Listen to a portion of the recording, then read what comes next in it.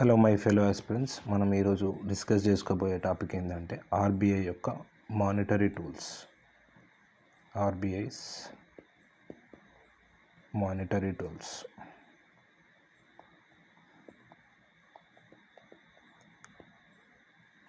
దీంట్లో monetary tools ఏవే ఉన్నాయి అండ్ అది ఎలా ఫంక్షన్ అవుతుంది అసలు, సో ఏ సిచ్యువేషన్లో దేన్ని వాడుతుంది ఆర్బీఐ అనేది డీటెయిల్గా డిస్కస్ చేద్దాం. సో బిఫోర్ డిస్కస్ చేసే ముందు ఈ 5 క్వశ్చన్స్కి ఆన్సర్ చేయడానికి ట్రై చేయండి. ఇఫ్ ఇన్ కేస్ వస్తే ఫైన్, రాకపోతే ఈ వీడియో ఎండ్ లోపు మీకు ఆన్సర్ తెలుస్తుంది. ఫస్ట్ క్వశ్చన్ వచ్చేసి ఏంటంటే, the rate at which the Reserve Bank of India lends money to commercial bank against government securities for short term liquidity needs is known as bank రేటా, repo రేటా, bank రేటా, repo రేటా, reserve repo రేటా, reverse repo రేటా, call money రేటా. And second question వచ్చేసి, the statutory minimum reserve that commercial bank must maintain with RBI in the form of cash is called. So SLR అంటామా, MSF అంటామా, CRR అంటామా, base rate అంటామా.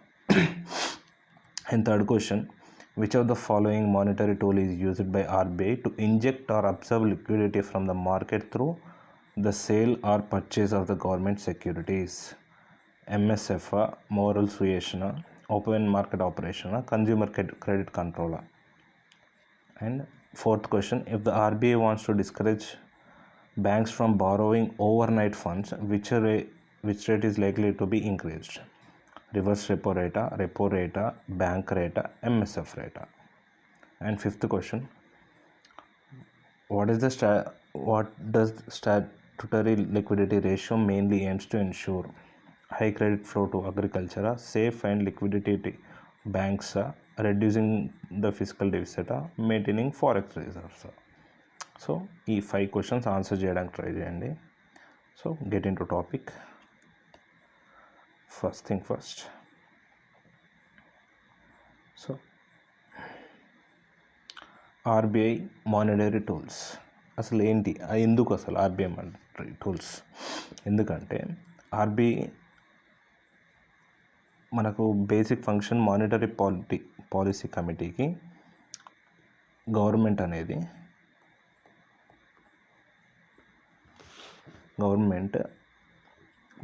Inflation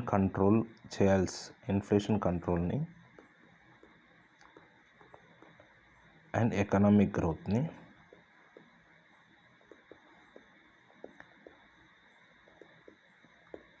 and price స్టెబిలిటీని,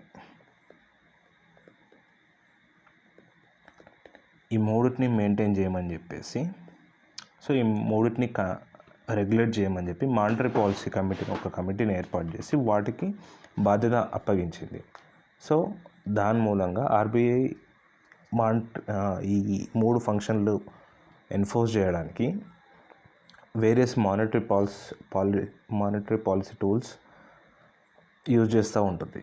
so మనం ఈ వీడియోలో ఎగ్జాక్ట్గా అసలు మానిటరీ టూల్స్ అంటే ఏంటి, ఒక్కొక్క దాని గురించి ఎగ్జాంపుల్, అదే ఎట్లా ఇంపాక్ట్ చూపెడతాయి ఓవరాల్ మార్కెట్లో, దానివల్ల ఇన్ఫ్లేషన్ ఎట్లా పెరుగుతుంది, ఎట్లా తగ్గుతుంది, ఎకనామిక్ గ్రోత్ ఎలా పెరుగుతుంది, ఎలా తగ్గుతుంది అనేది డీటెయిల్గా డిస్కస్ చేద్దాం. So types of monetary tools first ఇది. సో అక్కడ మనకి 2 టైప్స్ ఆఫ్ మానిటరీ టూల్స్ మనకు కనబడతాయి. ఒకటి క్వాంటిటేటివ్ మానిటరీ టూల్స్, ఇంకొకటి qualitative monetary tools. So quantitative, ఈ నామినిక్లేచర్లోనే మనకు కనబడుతుంది ఏంటంటే, క్వాంటిటేటివ్ అంటే క్యాష్, క్వాంటిటీ అంటే మనం క్యాష్ అనుకోవచ్చు డైరెక్ట్గా, అంటే ఇది డైరెక్ట్ ఇంపాక్ట్ ఉంటుంది మార్కెట్లో. క్వాలిటేటివ్ అంటే మనీ డైరెక్ట్ ఇన్వాల్వ్ అవ్వకుండా ఇండైరెక్ట్ వేలో చూపిస్తుంది ఇది ఎఫెక్ట్. సో ఈ క్వాంటిటేటివ్ టూల్స్లో ఒకటి, ఇంకా వేరియస్ దాంట్లో సబ్సెక్టర్స్ ఏమున్నాయంటే, వేటిని క్వాంటిటేటివ్ టూల్స్ అంటామంటే, ఒకటి cash reserve ratio, SLR statutory liquidity ratio, repo rate అంటే రీపర్చేసింగ్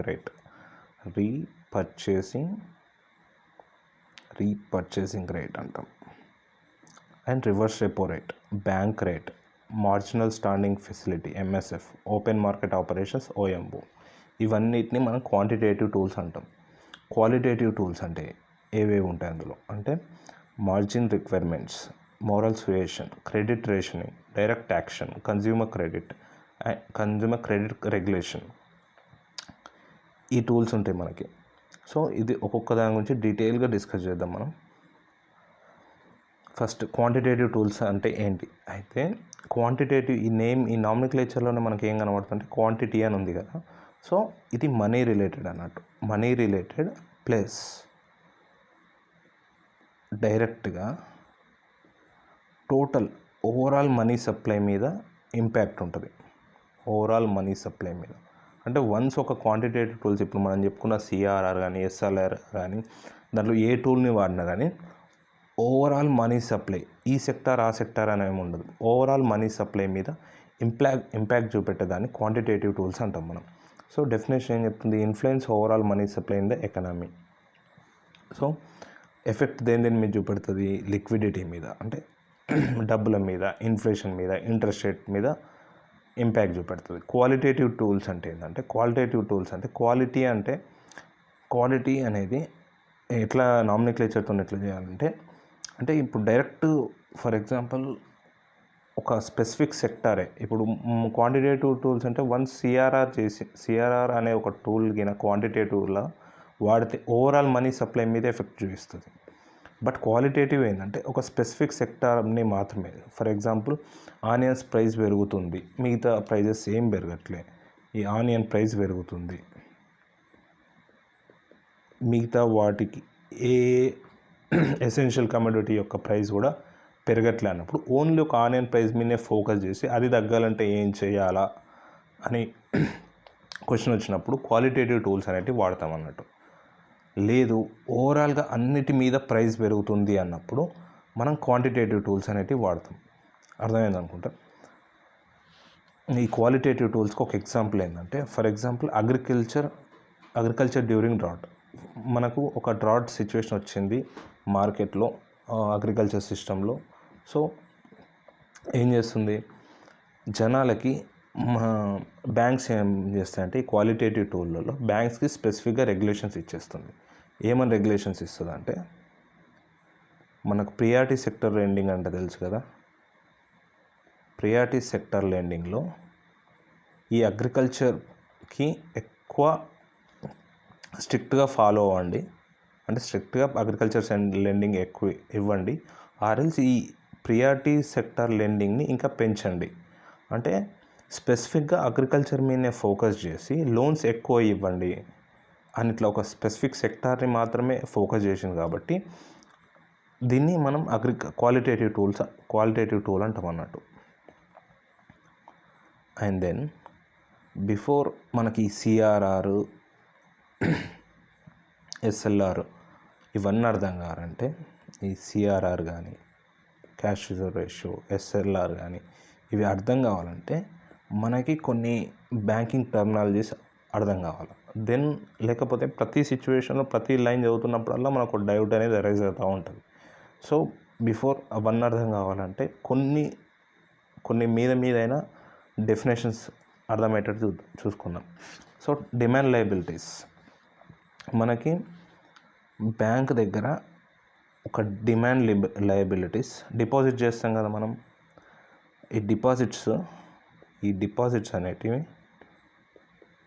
2 టైప్స్ ఉంటాయి. డిమాండ్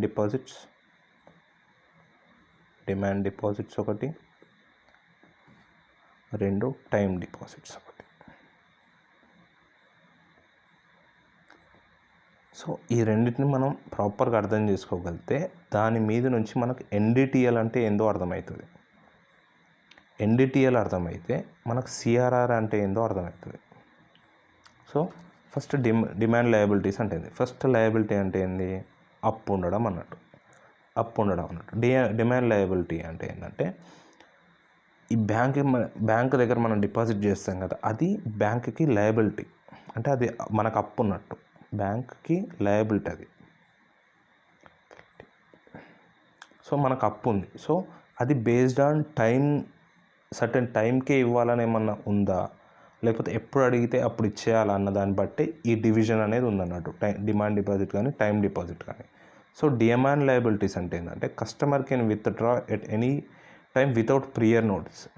మనం ప్రియర్ నోటీస్ ఇవ్వకుండానే మనం ఎప్పుడైనా పాస్బుక్ తీసుకొని బ్యాంక్కి వెళ్ళి మన సేవింగ్స్ అకౌంట్ నుంచి తీసుకుంటాం కదా, సేవింగ్స్ అకౌంట్ కానీ కరెంట్ అకౌంట్ నుంచి తీసుకుంటాం కదా, వీటిని demand liabilities or demand deposits అంటాం మనం జనరల్గా. సో మనం ప్రియర్ నోటీస్ ఇవ్వాల్సిన అవసరం లేదు, డైరెక్ట్ పోయి నేను డిపాజిట్ చేసిన మనీ నాకు ఇంత కావాలి అని చెప్పి మనం పాస్బుక్ తీసుకుపోయి ఇచ్చేసేయడం, లేకపోతే ఏటీఎం నుంచి ట్రాన్సాక్షన్ చేసుకోవడం, లేదా మన యూపీఐ పేమెంట్ చేసుకోవడం, ఇవన్నీ డిమాండ్ లయబిలిటీస్ కిందకి వస్తాయి. సో ఈ డిమాండ్ లయబిలిటీస్ కూడా 2 టైప్స్ ఉంటాయి మనకు జనరల్గా, ఒకటి కరెంట్ అకౌంట్, ఒకటి సేవింగ్స్ అకౌంట్ ఒకటి. సో కరెంట్ అకౌంట్ అంటే ఏంటి? కరెంట్ అకౌంట్ అంటే ఏంటంటే బిజినెస్ పర్సన్స్ ఉంటారు కదా, వీళ్ళ నీడ్ ఏంటి, చాలా ట్రాన్సాక్షన్స్ అవుతూ ఉంటాయి వీళ్ళకి, డైలీ ట్రాన్సాక్షన్స్ అనేటివి చాలా హెవీగా ఉంటాయి అండ్ హ్యూజ్ అమౌంట్ అవసరం ఉంటుంది. హ్యూజ్ అమౌంట్ అనేది ట్రాన్స్ఫర్ చేయాలి. సో వీళ్ళు ఇప్పుడు వీళ్ళు బిజినెస్ అనేది వేరియస్ మెంబర్స్తోని రెగ్యులర్గా చేస్తూ ఉంటారు. ట్రాన్సాక్షన్స్ హెవీగా లక్షల ట్రాన్సాక్షన్ జరుగుతూ ఉంటుంది. అలా అనుకున్నప్పుడు బిజినెస్ పర్సన్స్ కానీ ఎవరైనా మర్చెండైజ్ కానీ ఈ కరెంట్ అకౌంట్ని తీసుకుంటారు. సో వాటి ఫీచర్స్ ఏంటి అసలు? సో ఈ కరెంట్ అకౌంట్కి ఇంట్రెస్ట్ అనేది రాదు. కరెంట్ అకౌంట్కి ఇంట్రెస్ట్ అనేది రాదు current account, first point. Second, high volume అంటే ఎక్కువ మనీ డిపాజిట్ చేస్తాం, ఫ్రీక్వెంట్గా ట్రాన్సాక్షన్స్ ఉంటాయి. ఈ బిజినెస్ పర్సన్ని ఇమాజిన్ చేసుకుంటే అతను ఒక కరెంట్ అకౌంట్ తీసుకుంటే దానికి ఆయన డిపాజిట్ చేసే మనీకి ఇంట్రెస్ట్ అనేది రాదు అండ్ ఎక్కువ మొత్తంలో ఉంటుంది అండ్ ఫ్రీక్వెంట్ ట్రాన్సాక్షన్. ఒక బిజినెస్ పర్సన్కి రెగ్యులర్గా ఫ్రీక్వెంట్ ట్రాన్సాక్షన్స్ అనేవి జరుగుతుంటాయి, అది కూడా పెద్ద మొత్తంలో జరుగుతూ ఉంటుంది. అండ్ నో ట్రాన్సాక్షన్ లిమిట్ అంటే డైలీ ఇన్నే ట్రాన్సాక్షన్ చేయాలన్న లిమిట్ అనేది కరెంట్ అకౌంట్కి ఉండదు. అండ్ అన్లిమిటెడ్ చెక్ ఫెసిలిటీ, ఆయన చాలామందికి ఇష్యూ చేస్తూ ఉంటాడు. సో ఆ రా మెటీరియల్ తెచ్చుకోవడం కానీ, ఆయన ఏమైనా పేమెంట్ ఉంటే చేయడం కానీ. సో ఈ చెక్ ఫెసిలిటీ అనేది అన్లిమిటెడ్గా ఉంటుంది అండ్ ఇది మేజర్గా సూటబుల్ ఫర్ బిజినెస్ మ్యాన్స్ కానీ ఫర్మ్స్ కానీ వాటికి సూటబుల్ ఇది. అండ్ ఓవర్ డ్రాఫ్ట్ ఫెసిలిటీ అంటే ఏంటంటే, ఫర్ ఎగ్జాంపుల్ నా అకౌంట్లో 1,00,000 ఉందనుకున్నా, నాది కరెంట్ అకౌంట్, నా అకౌంట్లో 1,00,000 రూపాయలు ఉన్నాయి. సో ఓవర్ డ్రాఫ్ట్ ఫెసిలిటీ అంటే నేను ఇంకో 20,000 ఎక్స్ట్రా కావాలి. ఈ 1,00,000 ట్రాన్సాక్షన్ అయిపోయింది, బట్ స్టిల్ నాకు 20,000 కావాలి అనుకుంటే నేను డ్రా చేయొచ్చు. అంటే తర్వాత పే చేయాలి, బట్ ఇది డ్రా చేయాలి నేను. ఈ ఓవర్ డ్రాఫ్ట్ ఫెసిలిటీ అంటే ఈ 1,00,000 కాకుండా నాకు 20,000 అదనంగా ఇస్తుంది బ్యాంక్ ఈ కరెంట్ అకౌంట్కి. సో ఈ ఓవర్ డ్రాఫ్ట్ ఫెసిలిటీ అనేది ఉంటుంది అన్నట్టు, ఎందుకంటే బిజినెస్ మ్యాన్ కాబట్టి ట్రాన్సాక్షన్స్ ఎక్కువ కావాలి కాబట్టి. నేను మల్టీ యూజర్ యాక్సెస్ ఉంటుంది దీనికి. ఇప్పుడు మన జాయింట్ అకౌంట్ ఎట్లా అంటామో ఇది కూడా మల్టీ యూజర్ యాక్సెస్ అన్నట్టు. So no cap and deposits and withdrawals. So deposit కానీ విత్డ్రాల్, నువ్వు ఎంత విత్డ్రా చేస్తావు, ఎంత డిపాజిట్ చేస్తావు అనేది ఎటువంటి క్యాప్ లేదన్నట్టు. ఎట్ ఎ టైం ఎంతైనా డిపాజిట్ చేయొచ్చు, ఎంతైనా విత్డ్రాల్ చేయొచ్చు ఈ కరెంట్ అకౌంట్కి. బట్ ఇక్కడ మేజర్ ఏంటంటే కరెంట్ అకౌంట్ తీయాలంటే మన సేవింగ్స్ అకౌంట్ అని మనం రెగ్యులర్గా శాలరీస్కి దానికి సేవింగ్స్ అకౌంట్ అనేది ఉంటుంది కదా, దానికంటే ఎక్కువ మినిమం బ్యాలెన్స్ మెయింటైన్ చేయాల్సి ఉంటుంది. ఇవి మన current account features. And savings account జనరల్గా ఒక నార్మల్ పీపుల్ తీసే అకౌంట్, దాన్ని సేవింగ్స్ అకౌంట్ అంటారు. అంటే దీని మేజర్ పర్పస్ ఏంటంటే సేవింగ్స్ అకౌంట్ది సేవింగ్ పర్పస్ కదా, డబ్బులు సేవ్ చేయడానికి. ఈ కరెంట్ అకౌంట్ అనేది ట్రాన్సాక్షన్ పర్పస్, సేవింగ్ పర్పస్ కాదు. సో సేవింగ్స్ అకౌంట్ ఏంటంటే యూజ్డ్ బై ఇండివిజువల్స్. సో మనకి ఇప్పుడు సేవింగ్స్ అకౌంట్ ఇంట్రెస్ట్ వస్తుంది కదా జనరల్గా, కరెంట్ అకౌంట్కి ఇంట్రెస్ట్ రాదు. అదే ఎందుకంటే ట్రాన్సాక్షన్ పర్పస్. సేవింగ్స్ అకౌంట్ అనేది saving purpose. And comparatively current account కంటే లో మినిమం బ్యాలెన్స్ మెయింటైన్ చేయాల్సి ఉంటుంది అండ్ లిమిటెడ్ ట్రాన్సాక్షన్. మనం ఇప్పుడు ఏటీఎంకి పోతే డైలీ ఇన్నే ట్రాన్సాక్షన్స్, తర్వాత ట్రాన్సాక్షన్ చేస్తే ఫైన్ పడడం కానీ ఏదో ఒకటి అవుతుంది కదా. సో ఎక్స్ట్రా పేమెంట్ చేసి నెక్స్ట్ ట్రాన్సాక్షన్ చేసుకోవాలి. సో ఈ కరెంట్ అకౌంట్లో నీకు ట్రాన్సాక్షన్స్కి లిమిటే లేదు, బట్ వేరేస్ సేవింగ్స్ అకౌంట్లో లిమిటెడ్ ట్రాన్సాక్షన్స్ మాత్రమే చేయగలుగుతాం. And so over draft facility usually mostly over draft facility అనేది సేవింగ్స్ అకౌంట్లో అనేది ఉండదు, బట్ ఫ్యూ ఎక్సెప్షన్స్ కూడా ఉంటాయి. సో చెక్ ఫెసిలిటీ అనేది ఆప్షనల్, చెక్ ఫెసిలిటీ అనేది ఉంటే ఉండొచ్చు, లేకపోతే లేదు. ఇది సేవింగ్స్ అకౌంట్. అండ్ డీడీ అంటే డిమాండ్ డ్రాఫ్ట్. డిమాండ్ డ్రాఫ్ట్ అంటే ఏంటి? ఇది prepaid instrument issued by bank. So ఈ డీడీ అనేది బ్యాంక్స్ ఇష్యూ చేస్తాయి. ఫర్ ఎగ్జాంపుల్ నేను ఒక కాలేజ్కి ₹1,00,000 పేమెంట్ చేయాలి. ఆ కాలేజ్ వాళ్ళు ఏం చెప్పినట్టే నాకు డీడీ తీసుకురా అన్నాడు. డీడీ తీసుకొని రా అన్నాడు.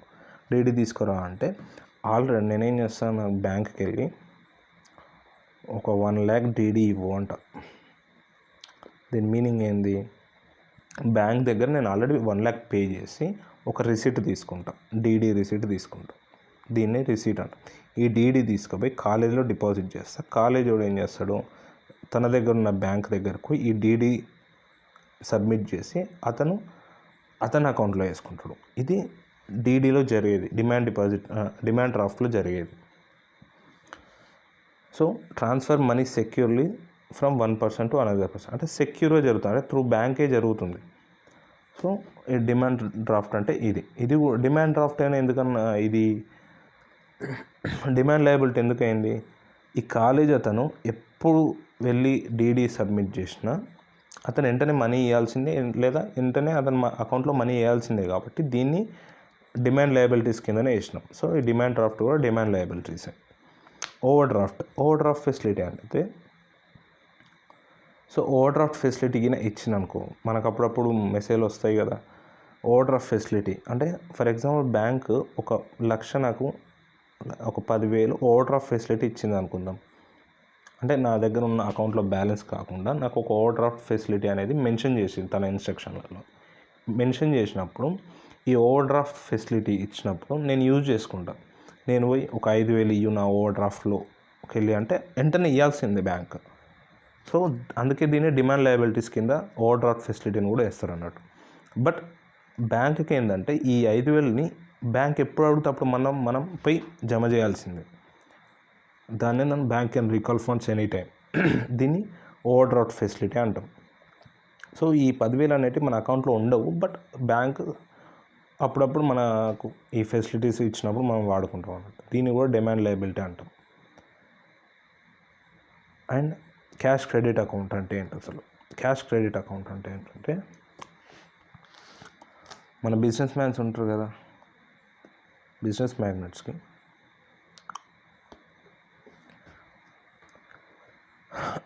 బిజినెస్ మ్యాన్ దగ్గర ఒక బిజినెస్ ఫామ్ పెడదాం అనుకున్నాడు. దానికో 10 లక్షలు ఖర్చు అవుతుంది అనుకుంటే, 10 లక్షలు ఖర్చు అవుతుంది అనుకుంటే అదొక బ్యాంక్కి అప్రోచ్ అయ్యి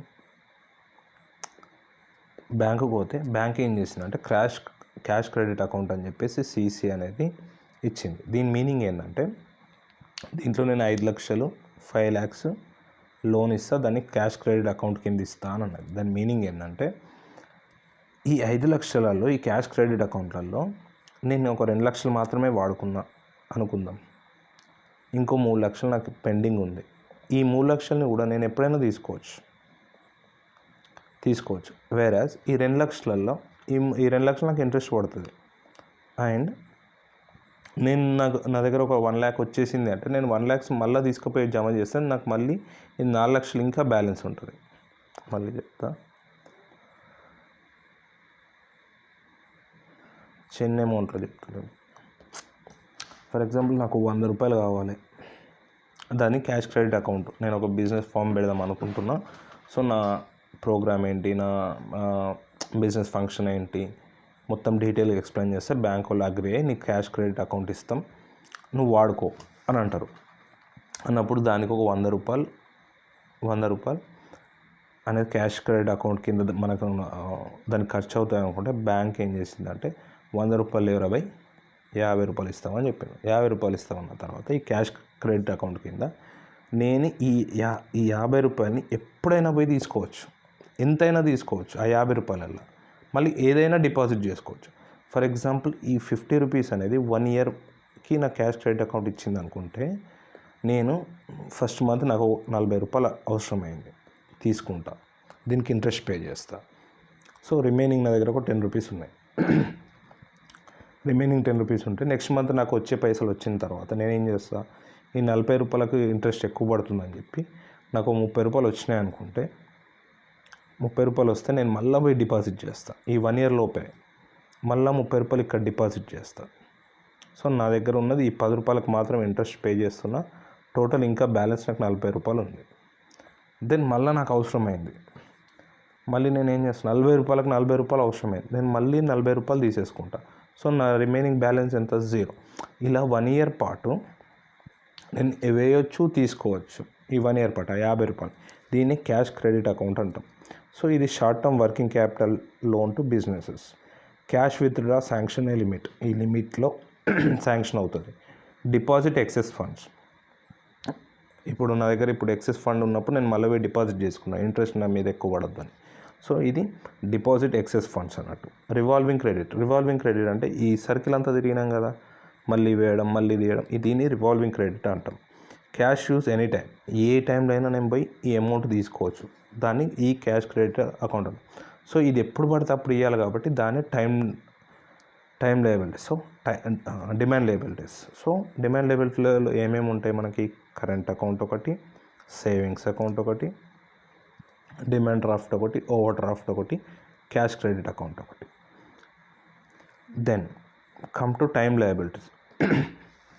టైం లయబిలిటీస్ అంటే payable after fixed period not on demand. అంటే బ్యాంక్ దగ్గరికి పోయి మనం టైం లయబిలిటీల కింద నాకు ఇప్పుడే మనీ కావాలా అని అడిగితే నీకు ఇయ్యాలి. నువ్వు టైం లయబిలిటీ కింద డిపాజిట్ చేసి ఉంటే కనుక, ఒకవేళ ఆ టైంలో ఇవ్వాలనుకుంటే నీ మీద పెనాల్టీ వేసి ఇస్తుంది అన్నట్టు. అంటే నువ్వు డిమాండ్ చేయడానికి ఏం లేదు, నువ్వు ఎప్పుడైతే మెచ్యూరిటీ కంప్లీట్ అవుతుందో అప్పుడు మాత్రమే తీయడానికి స్కోప్ ఉన్నవి ఈ టైం లయబిలిటీస్. సో ఈ టైం లయబిలిటీస్ ఏంటి అసలు, సో ఫిక్స్డ్ డిపాజిట్, ఎఫ్డీస్ చాలా ఫ్రీక్వెంట్గా అయినవాడు ఫిక్స్డ్ డిపాజిట్. సో మనకు ఫిక్స్డ్ పీరియడ్కి డిపాజిట్ చేస్తాం, ఫిక్స్డ్ ఇంట్రెస్ట్ రేట్ ఉంటుంది. ఆ ఫిక్స్డ్ పీరియడ్ అయిన తర్వాతనే, ఆ మెచ్యూరిటీ అయిన తర్వాతనే మనకు రిటర్న్ ఇస్తారు. సో నువ్వు డిమాండ్ చేసి అడగడానికి లేదు, దీన్ని ఫిక్స్డ్ డిపాజిట్ అంటాం. రికరింగ్ డిపాజిట్ అంటే ఇక్కడ ఫిక్స్డ్ డిపాజిట్లో లంసమ్ అమౌంట్ ఒకేసారి నువ్వు డిపాజిట్ చేస్తావు. ఇప్పుడు 1 lakh డిపాజిట్ చేస్తే at a time 1 lakh rupees నువ్వు డిపాజిట్ చేసేస్తావు. వేరాజ్ రికరింగ్ డిపాజిట్ అంటే ఏంటంటే సేమ్ నువ్వు 1 lakh డిపాజిట్ చేద్దాం అనుకుంటున్నావు, అది టైం డిపాజిట్. సర్టెన్ అమౌంట్ తర్వాత, సర్టెన్ పీరియడ్ తర్వాత మెచ్యూరిటీ అయ్యాక ఇంట్రెస్ట్తో పాటు వస్తుంది. బట్ ఈ 1 lakh నీ దగ్గర ఇప్పుడు ప్రజెంట్ లేవు, నేను మంత్లీ డిపాజిట్ చేసి ఆ 1 lakh సెట్ చేద్దాం అనుకున్నప్పుడు రికరింగ్ డిపాజిట్ అంటాం. సో నువ్వు మంత్లీ ఒక 1000 ఇట్లా మంత్లీ ఒక 1000, నెక్స్ట్ మంత్ ఒక 2000 అట్లా పెంచుకుంటూ ఆ 1,00,000 రూపాయలకి చేస్తున్నా అంటే దాన్ని రికరింగ్ డిపాజిట్ అంటాం. So fixed monthly deposit, fixed tenure and interest. ఒకవేళ ప్రీమెచ్యూర్గా నువ్వు క్లోజ్ చేసుకోవాలనుకుంటే మాత్రం పెనాల్టీ వస్తుంది. ఇది రికరింగ్ డిపాజిట్ అంటే. సో దీన్ని కూడా డిమాండ్ చేయడానికి లేదు నువ్వు, సో అందుకే టైం లయబిలిటీస్ అంటాం. అండ్ దెన్ ఇంకా ఉన్నాయా టైం డిపాజిట్ అంటే term deposit by corporates, term deposit కానీ టైం పోర్షన్ ఆఫ్ నీ సేవింగ్స్లో కొన్ని ఆర్బీఐ ఏం చేస్తుందంటే నీ సేవింగ్స్ అకౌంట్లో మొత్తం కూడా ఎట్ ఎ టైం ఇవ్వదు, దాంట్లో ఒక 90% కానీ ఎంతనో మాత్రమే ఇస్తుంది, మిగతాది టైం డిపాజిట్ కింద కన్సిడర్ చేస్తుంది. దాన్ని టైం పోర్షన్ ఆఫ్ సేవింగ్స్ అంటాం. స్టాఫ్ సెక్యూరిటీ డిపాజిట్స్ అంటే మనం ప్రొవిడెంట్ ఫండ్స్ అవి సేవ్ చేస్తూ ఉంటాం కదా అవి. And maturity time deposits not claim అంటే ఫర్ ఎగ్జాంపుల్ ఎఫ్డి డిపాజిట్ చేసినావు 1 yearకి, బట్ నువ్వు క్లెయిమ్ చేసుకోలేవు అనుకో, క్లెయిమ్ చేసుకోకపోతే స్టిల్ అది హోల్డ్లోనే ఉంటుంది కాబట్టి దాన్ని కూడా ఫిక్స్డ్ డిపాజిట్ కిందనే వస్తుంది. So this all about time deposit and demand deposits.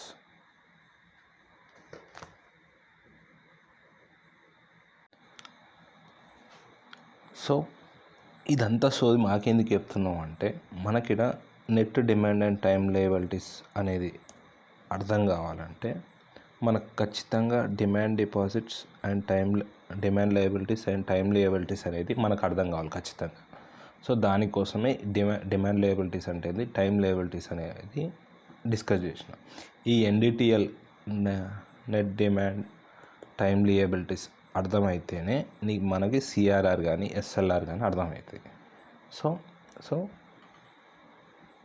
ఎన్డిటిఎల్ అంటే ఏంటి అసలు? ఎన్డిటిఎల్ అంటే ఏంటంటే డిమాండ్ లయబిలిటీస్, ఇప్పటిదాకా మనం డిస్కస్ చేసిన demand liabilities plus time liabilities, ఇది కూడా మనం ఇప్పటిదాకా డిస్కస్ చేసినాం, minus deposit with other banks. అంటే ఒక బ్యాంక్ అనేది అదర్ బ్యాంక్స్లలో డిపాజిట్స్ ఉంటాయా, వాటిని మనం డిపాజిట్ విత్ అదర్ బ్యాంక్స్ అంటే ఈ బ్యాంక్ ఏ బ్యాంక్ అనేది దాని దగ్గర వచ్చిన డిపాజిట్స్, అది టైమ్ లయబిలిటీస్ కానీ డిమాండ్ లయబిలిటీస్ కానీ అదర్ బ్యాంక్ దగ్గర కూడా డిపాజిట్ చేస్తుంది. మేబీ సెక్యూర్ ఉంచుకోవడం కోసం కానీ, అక్కడ ఇంట్రెస్ట్ రేట్ ఎక్కువ ఉండడం కోసం కానీ, ఇన్వెస్ట్మెంట్ లాగా ఇంకో వేరే బ్యాంక్లో కూడా ఇన్వెస్ట్ చేస్తూ ఉంటాయి. సో ఒక బ్యాంక్ వచ్చిన time deposits and demand deposits నుంచి ఆ బ్యాంక్ ఏదైతే వేరే బ్యాంక్లో డిపాజిట్ చేసిందో దాన్ని తీసేస్తే అప్పుడు మనకి ఎన్డిటిఎల్ అనేది వస్తుంది. సో వై ఎన్డిటిఎల్ ఎందుకు అంటే, ఇప్పుడు మనం డిస్కస్ చేసుకోబోయే క్యాష్ రిజర్వ్ రేషియో కానీ ఎస్ఎల్ఆర్లో మేజర్ ఫంక్షన్ వచ్చేసి ఎస్ఎల్ఆర్ మీదనే ఉంటుంది. సో మనం ఫస్ట్ క్వాంటిటేటివ్ మానిటరీ టూల్స్ గురించి మాట్లాడుకున్నాం. మనం ఇప్పటిదాకా చెప్పుకున్న మానిటరీ టూల్స్లో ఈ క్వాంటిటేటివ్ మానిటరీ టూల్స్లో సిఆర్ఆర్ కానీ SLR, repo rate, reverse repo rate, bank rate, MSF, OMO ఇవన్నీ ఇప్పుడు డీటెయిల్గా డిస్కస్ చేద్దాం. సో సిఆర్ఆర్ అంటే ఏంది అసలు? Cash reserve ratio. So cash reserve ratio అంటే బై డెఫినేషన్ ఏంటంటే, by virtue of its definition percentage of net demand and time liabilities. So NDTL అనే డెఫినేషన్ అనేది మనకు తెలిసిపోయింది. సో ఒకవేళ బ్యాంక్ దగ్గర 100 రూపీస్ డిపాజిట్స్ వచ్చినాయి అనుకుందాం, అది డిమాండ్ ప్లస్ టైం కలిపి 100 రూపాయలు ఉన్నాయనుకుంటే, బ్యాంక్ అదర్ బ్యాంకులు ఒక బ్యాంక్ ఏ బ్యాంక్ అనేది బి బ్యాంక్లో ఒక 20 రూపాయలు డిపాజిట్ చేస్తే రిమైనింగ్ ఉన్న 80 రూపాయలు మాత్రమే ఇది లెండింగ్కి కానీ దేనికైనా యూజ్ చేయడానికి ఉంటుంది. దీన్ని మనం ఎన్డిటిఎల్ అంటాం. ఈ 80 రూపాయలని ఎన్డిటిఎల్ అంటాం. దీన్ని బేస్ చేసుకొని సిఆర్ఆర్ కానీ ఎస్ఎల్ఆర్ కానీ డిసైడ్ అవుతుంది. సో దీంట్లో ఎంత పర్సంటేజ్, ఎంత ఆర్బీఐ అనేది చెప్తూ ఉంటుంది టైం టు టైం, ఇంత పర్సంటేజ్ సిఆర్ఆర్ మెయింటైన్ చేయాలి మీరు, ఇంత పర్సంటేజ్ ఎస్ఎల్ఆర్ మెయింటైన్ చేయాలని. సో సిఆర్ఆర్ డెఫినేషన్ మనం అనుకున్నట్టు percentage of net demand time liabilities to be kept with RBI in cash only. అంటే ఓన్లీ క్యాష్, నువ్వు ఓన్లీ అంటే సెక్యూరిటీస్ చేయడానికి లేదు. Securities in the sense government securities కానీ ఏమైనా కార్పొరేట్ బాండ్స్ ఏవైనా కానీ డిపాజిట్ చేయడానికి లేదు. ఈ ఏవైతే డిపాజిట్స్ ఉన్నాయో ఒక పర్సంటేజ్, ఫర్ ఎగ్జాంపుల్ ఒక 5% సిఆర్ఆర్ కింద క్యాష్ రిజర్వ్ రేషియో కింద డిపాజిట్ చేయాలా ఆర్బీఐ దగ్గర అంటే ఓన్లీ క్యాష్ రిజర్వ్ రేషియోలో ఈ క్యాష్ నామినిక్లేచర్ కూడా చెప్తుంది కదా, క్యాష్ ఓన్లీ క్యాష్. ఎగ్జామ్లో కన్ఫ్యూజ్ చేసే టాపిక్ ఇదే, క్యాషా సెక్యూరిటీస్ అని, ఓన్లీ క్యాష్ అంతే. సో 5% సిఆర్ఆర్ డిపాజిట్ చేయాలి, రిజర్వ్ చేయాలంటే మన దగ్గర 80 రూపాయలు మాత్రమే ఎన్డిటిఎల్ ఉందని చెప్పినాం కదా. 5% అంటే ఎంత? 4 రూపీస్ అన్నట్టు. ఈ 4 రూపీస్ అనేది సిఆర్ఆర్ కింద ఆర్బీఐ దగ్గర క్యాష్ రూపేనా ఆర్బీఐ దగ్గర ఉంచాల్సిందే. ఎందుకు ఉంచాలంటే there are many reasons. Major reason వచ్చేసి, ఒకవేళ బ్యాంక్రప్ట్ అయిన బ్యాంక్ డిపాజిటర్ డిఫాల్ట్ అవ్వకుండా వాళ్ళకి రీపే చేయడానికి కానీ ఇలా దానికోసం ఈ సిఆర్ఆర్ అనేది మెయింటైన్ చేయాలన్నట్టు. సో ఇది through act, RBI act and banking regulation act, 2 acts ఉంటాయి. దీని కింద మ్యాండేట్ చేసింది. అంటే క్యాష్ ఒక బ్యాంక్ను మనం ఓపెన్ చేస్తున్నామంటే వాళ్ళు ఖచ్చితంగా సర్టెన్ పర్సంటేజ్ ఆఫ్ నెట్ ఎన్డిటిఎల్ అనేది బ్యాంక్ దగ్గర ఆర్బీఐ దగ్గర క్యాష్ రూపేనా డిపాజిట్ చేయాల్సిందే. దీన్ని సిఆర్ఆర్ అంటాం. సో ఇది కంప్లీట్గా ఒక్కొక్క బ్యాంక్కి ఒక్కొక్కలాగా ఉండకుండా అన్నిటి బ్యాంక్కి ఈక్వల్ యూనిఫామ్గా ఒక పర్సంటేజ్ చెప్తుంది. ఆ పర్సంటేజ్ ప్రకారం అంటే ఫర్ ఎగ్జాంపుల్ ఏ బ్యాంక్ దగ్గర 100 రూపాయలు ఎన్డిటిఎల్ ఉంది, బి దగ్గర 50 రూపాయలు మాత్రమే ఎన్డిటిఎల్ ఉంది అనుకుంటే అన్నిటికీ యూనిఫామ్గా ఇప్పుడు 5% అనుకుంటే ఏ బ్యాంక్ అనేది 5 రూపీస్ ఇన్ క్యాష్ డిపాజిట్ చేయాలి. దీంట్లో 5% అంటే 2.5 రూపీస్ క్యాష్ రూపేనా ఆర్బీఐ దగ్గర ఏ బ్యాంక్ బి బ్యాంక్ రెండు డిపాజిట్ చేయాల్సి ఉంటుంది. సో ఇది ఎందుకోసం అంటే లిక్విడిటీ మేనేజ్మెంట్ కోసం. సో ఈ liquidity management in the sense discuss చేద్దాం. సో దీనికి ఇంట్రెస్ట్ వస్తుందా మరి సిఆర్ఆర్కి ఎస్ఎల్ఆర్కి మేజర్ డిఫరెన్స్ వచ్చేసి ఇంట్రెస్ట్ వస్తుందా రాదా. సో ప్రీ 2007 అంటే 1949లో మనకు బ్యాంకింగ్ రెగ్యులేషన్ యాక్ట్ వచ్చింది కదా, అప్పటి నుంచి 2007 వరకు ఆర్బీఐ ఆ సిఆర్ఆర్ మీద ఏదైతే రిజర్వ్గా బ్యాంక్స్ పెట్టినాయో వాటి మీద ఇంట్రెస్ట్ వస్తుండే. బట్ పోస్ట్ 2007 తర్వాత నుంచి ఆర్బీఐ అనేది ఇంట్రెస్ట్ పే చేయట్లేదు సిఆర్ఆర్ మీద. ఎట్ ప్రజెంట్ ఉన్న సిచ్యువేషన్లో ఆర్బీఐ అనేది సిఆర్ఆర్ మీద అంటే ఎంత పర్సంటేజ్ ఆఫ్ ఎన్డిటిఎల్ ఆర్బీఐ ప్రపోజ్ చేస్తే అంత డిపాజిట్ చేస్తే వాటి మీద ఇంట్రెస్ట్ అనేది రాదు. సో బ్యాంక్కి ఎటువంటి ప్రాఫిట్ రాదన్నట్టు సిఆర్ఆర్ మీద. సో ఎగ్జామ్లో అడిగినా కానీ సిఆర్ఆర్ మీద ఎటువంటి ఇంట్రెస్ట్ కూడా రాదు. సో ఈ లిక్విడిటీ మేనేజ్మెంట్ ఎట్లయితుంది, ఇది మానిటరీ టూల్ ఎలా వాడుతుంది మరి ఆర్బీఐ ఇన్ఫ్లేషన్ కంట్రోల్కి కానీ ప్రైస్ స్టెబిలిటీకి కానీ అనుకుంటే ఈ లిక్విడిటీ మేనేజ్మెంట్ అంటే అదే. ఫర్ ఎగ్జాంపుల్ మనకి ఇన్ఫ్లేషన్ మోస్ట్లీ మనం ఇంతకుముందు ఒక వీడియోలో చెప్పుకున్నట్టు బడ్జెట్ దాంట్లో చెప్పినట్టు ఇన్ఫ్లేషన్లో ఆర్బీఐ రోల్ ఏంటంటే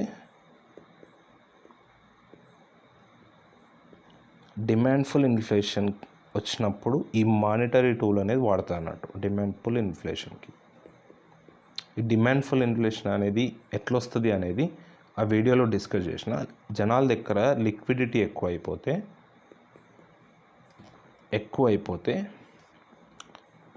సర్టెన్ ప్రోడక్ట్స్కి డిమాండ్ పెరిగి ప్రైస్ అనేది ఇంక్రీజ్ అవుతుంది. సో ఈ ప్రైస్ అనేది ఇంక్రీజ్ అవుతుందంటే దాని మీనింగ్ ఇన్ఫ్లేషన్ వస్తుంది అని. సో ఈ ఇన్ఫ్లేషన్ కంట్రోల్ చేయాలంటే ఇప్పుడు బ్యాంక్స్ ఏం చేయాలి, జనాల దగ్గర ఉన్న లిక్విడిటీని అబ్జర్వ్ చేసుకోవాలి. సో అది ఎకనామిక్ గ్రోత్ కావాలి అంటే జనాల దగ్గర సేవింగ్స్ ఉండాలి. ఆ సేవింగ్స్ ద్వారానే వాళ్ళు ఇన్వెస్ట్మెంట్ చేయగలుగుతారు.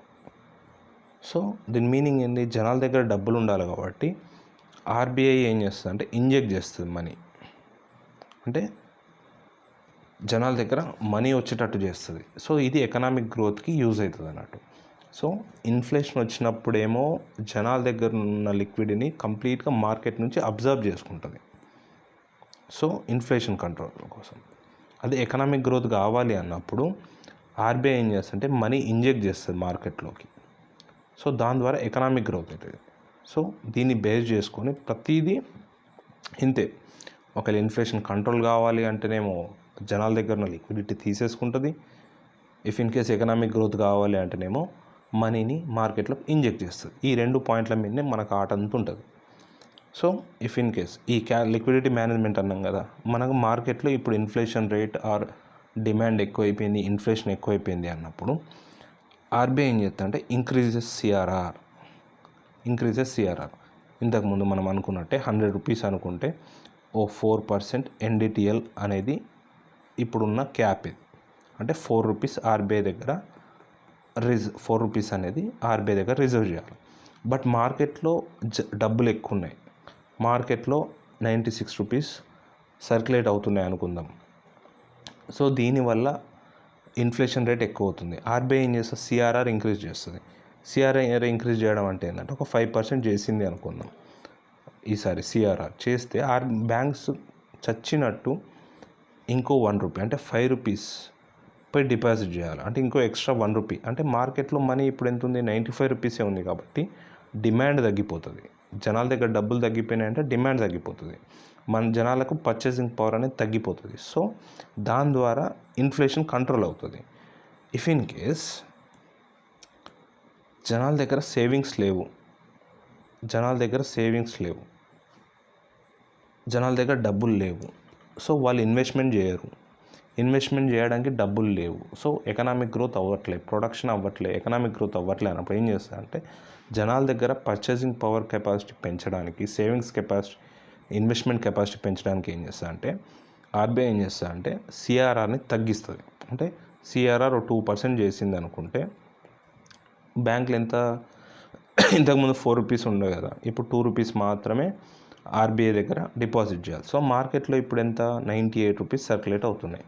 సో ఈ రిమైనింగ్ అమౌంట్ ఏం చేస్తుంది, అది ఎకనామిక్ గ్రోత్కి యూజ్ చేయడానికి, ఇన్వెస్ట్మెంట్కి జనాలు వాడతారని ఆర్బీఐ భావిస్తుంది అన్నట్టు. సో ఈ విధంగా సిఆర్ఆర్ ఇంక్రీజ్ అయింది అంటే జనాల దగ్గర నుంచి మనీని అబ్జర్వ్ చేసేసుకుంటుంది. అండ్ డిక్రీజ్ సిఆర్ఆర్ అంటే మార్కెట్లోకి మనీ ఇంజెక్ట్ చేస్తుంది. ఈ విధంగా లిక్విడిటీ మేనేజ్మెంట్ అనే అవుతుంది. ఈ రకంగా ప్రైస్ స్టెబిలిటీని కానీ ఎకనామిక్ గ్రోత్ కానీ ఆర్బీఐ అనేది చేస్తుంది అన్నట్టు. So this all about cash reserve ratio. Next SLR, statutory liquidity ratio అంటే ఏంది? సేమ్ ఎన్డిటిఎల్ ఇప్పటిదాకా ఎందుకు చెప్పినా అంటే ఇక్కడ కూడా ఎన్డిటిఎలే ఉంటుంది. Percentage of NDTL must maintain in liquid assets. మనకు సిఆర్ఆర్కి ఎస్ఎల్ఆర్కి మేజర్ డిఫరెన్స్ ఏంటంటే సిఆర్ఆర్ అనేది ఓన్లీ క్యాష్ రూపేనా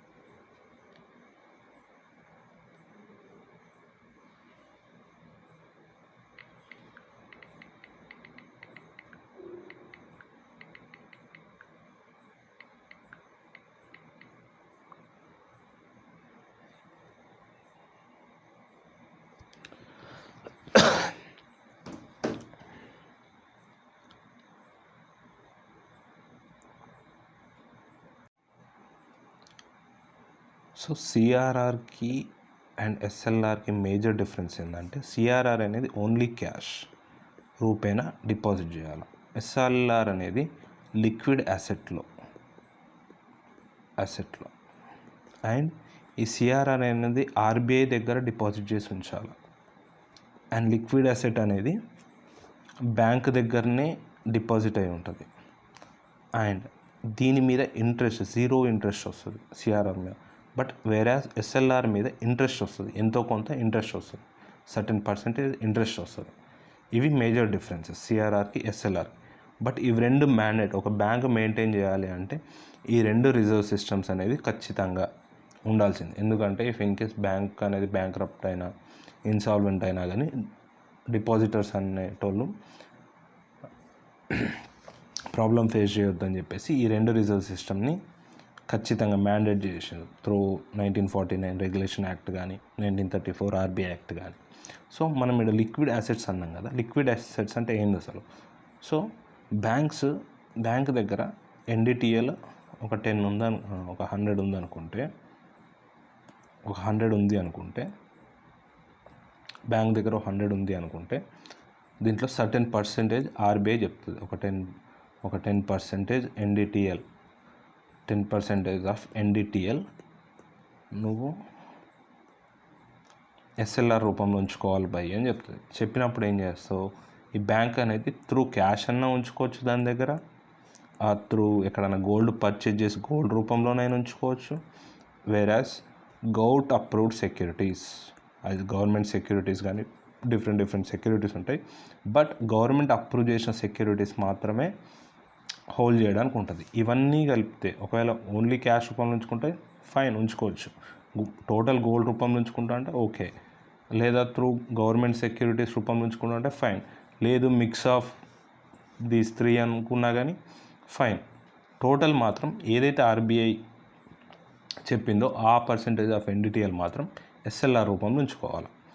ఇది ఎస్ఎల్ఆర్ అంటే. సో మనకి అర్థం కావాల్సిందంటే ఎస్ఎల్ఆర్ మీద బ్యాంక్ ఏం ఉంచుకుంటుంది కదా, మరి ఇంట్రెస్ట్ ఎట్లా వస్తుంది అని డౌట్ రావాలి మనకి. ఇంట్రెస్ట్ ఎట్లా వస్తుంది అంటే, ఫర్ ఎగ్జాంపుల్ గోల్డ్ రూపంలో డిపాజిట్ చేసుకుంది అనుకుంటే గోల్డ్ వాల్యూ పెరుగుతుంది కదా, దాని త్రూ మనీ దాంతో మనీ ఎర్న్ చేయొచ్చు. యాజ్ వెల్ యాజ్ మనం ఇంకా గౌట్ అప్రూవ్డ్ సెక్యూరిటీస్ రూపంలో కూడా ఉంచుకోవచ్చు అన్నాం కదా. ఈ గౌట్ అప్రూవ్డ్ సెక్యూరిటీస్ అంటే దాని మీనింగ్ ఏంది? ఈ బ్యాంక్ అనేది సడన్ గౌట్ అప్రూవ్డ్ సెక్యూరిటీస్ బయట మార్కెట్ నుంచి కొంటుంది, దానికి ఇంట్రెస్ట్ వస్తుంది కదా బ్యాంక్కి.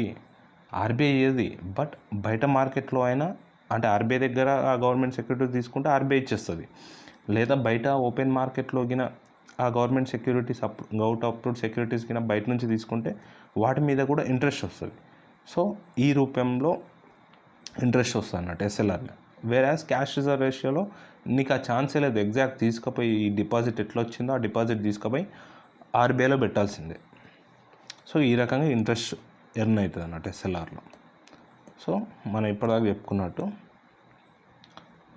సో ఈ ఎస్ఎల్ఆర్ని సిఆర్ఆర్ అయితే ఆర్బీఐ దగ్గర ఉంటుంది, నువ్వు లెండింగ్ చేయడానికి ఛాన్సే లేదు. ఎస్ఎల్ఆర్ అనేది ఆర్బీఐ దగ్గర ఎస్ఎల్ఆర్ అనేది బ్యాంక్ దగ్గర ఉంటుంది కదా. సో వీటిని ఎన్డిఎల్ లెండింగ్కి ఇవ్వచ్చా అంటే ఇవ్వడానికి లేదు, ఇన్వెస్ట్ చేయడానికి లేదు. So mandated under banking regulation act 1949. And ఎట్లా ఫంక్షన్ అవుతుంది అసలు దీంట్లో అసలు ఇది మానిటరీ టూల్గా ఎలా వాడుతుంది అంటే సేమ్ సిఆర్ఆర్ లాగానే. ఫర్ ఎగ్జాంపుల్ ఎస్ఎల్ఆర్ని ఇంక్రీజ్ చేసింది అనుకుందాం. ఎస్ఎల్ఆర్ ఇంక్రీజ్ చేసింది అన్నప్పుడు బ్యాంక్ దగ్గర deposits, demand deposit, time deposits కలిపి 100 రూపాయలు ఉంటే ఎస్ఎల్ఆర్ రూపంలో 10% ఉంచింది అనుకుంటే ఎస్ఎల్ఆర్ ప్రపోజ్ చేస్తే 90 రూపీస్ లెండింగ్ ఇవ్వచ్చు. దీని మీనింగ్ మార్కెట్లో 90 రూపీస్ తిరుగుతున్నాయి అని. బట్ ఈ 90 రూపీస్ వల్ల ఇన్ఫ్లేషన్ వస్తుంది అని ఆర్బీఐ ఫీల్ అయింది అనుకో, ఏం చేస్తుంది, వెంటనే ఎస్ఎల్ఆర్ పెంచేస్తుంది. ఎస్ఎల్ఆర్ పెంచేసి 15% ఉంటుంది. 15% అనగానే రిమైనింగ్ ఎంత ఉంది, 85 రూపాయలు మాత్రమే బ్యాంక్ లెండింగ్ ఇవ్వడానికి ఉన్నది. సో దీని మీనింగ్ మార్కెట్ నుంచి ఈ బ్యాంక్ అనేది, ఆర్బీఐ అనేది మనీని అబ్జర్వ్ చేసేసుకుంది కదా. సో మనీ అబ్జర్వ్ చేసేసుకున్నది కాబట్టి ఆబ్వియస్గా డిమాండ్ అనేది తగ్గిపోతుంది. డిమాండ్ తగ్గిపోయినప్పుడు ఇన్ఫ్లేషన్ కంట్రోల్లోకి వస్తుంది.